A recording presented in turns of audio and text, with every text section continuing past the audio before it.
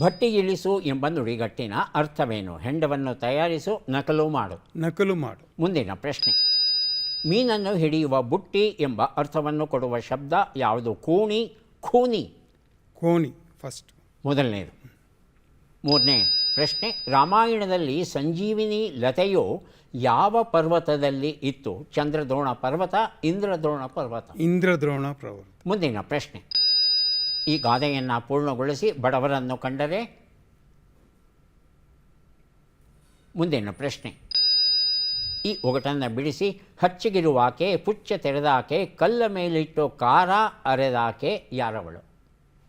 ಒರಳ್ಕಲ್ಲು. ಒರಳ್ಕಲ್ಲು. ಒರಳುಕಲ್ಲು. ಹಚ್ಚಗಿರುವಾಕೆ, ಒರಳುಕಲ್ಲು ಹಚ್ಚಿಗಿರೋಲ್ಲ.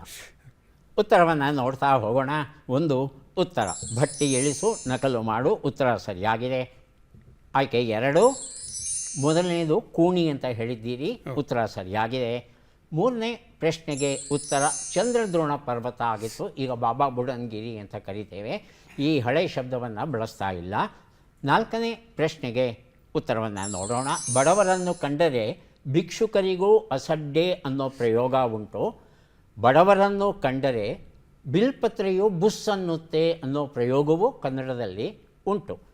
5ನೇ ಪ್ರಶ್ನೆಯನ್ನು ನೋಡೋಣ. ಇದು ಕೊತ್ತಂಬರಿ ಸೊಪ್ಪಿನ ವರ್ಣನೆ ಆಗಿತ್ತು.